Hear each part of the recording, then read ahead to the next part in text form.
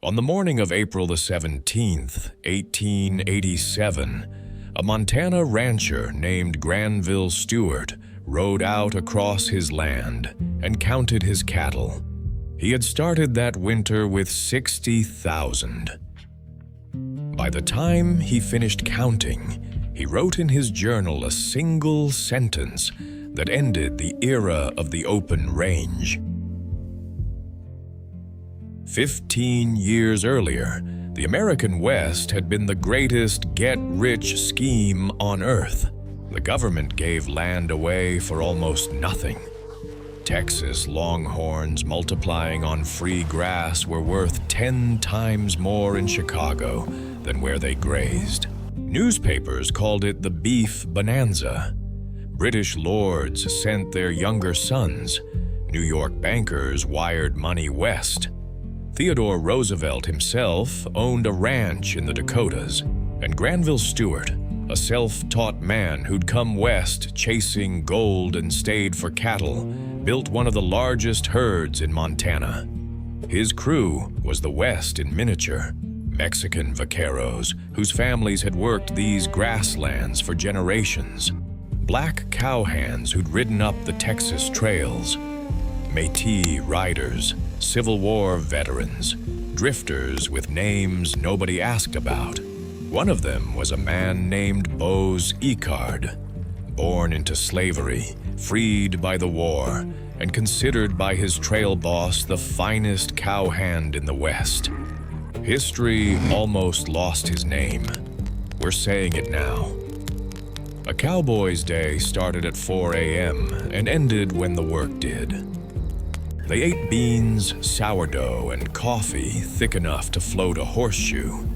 They slept on the ground in canvas bedrolls and shared them with rattlesnakes more often than they'd admit. By 1885, Stuart's DHS ranch sprawled across central Montana. 60,000 cattle. A library of 1,400 books inside a log house. Stuart was, improbably, one of the best-read men in the territory. His wife, Aubony, was a Shoshone woman known as Ellen in the white world, but she signed her own letters with her own name. Together, they had 11 children. For the first time in Granville's life, he felt safe. That was the mistake the whole West was making.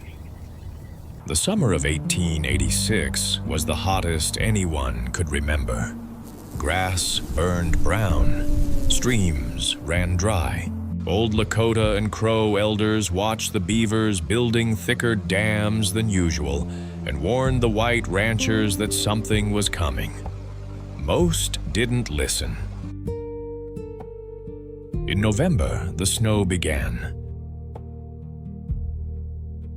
And it didn't stop.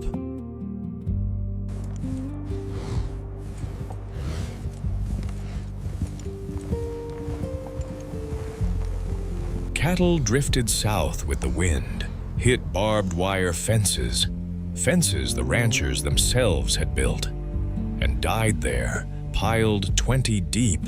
When the spring thaw came in 1887, the rivers ran black with carcasses. Ranchers called it the Big Die-Up. Granville Stuart rode out that April morning expecting losses. He found a graveyard.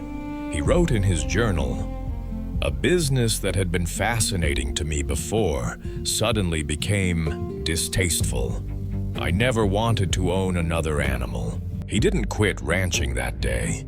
Most of them didn't. But the era of the open range, of fortunes made on free grass and a handshake, died in the snow that winter. The survivors fenced in tight, ran smaller herds, and never trusted the sky again.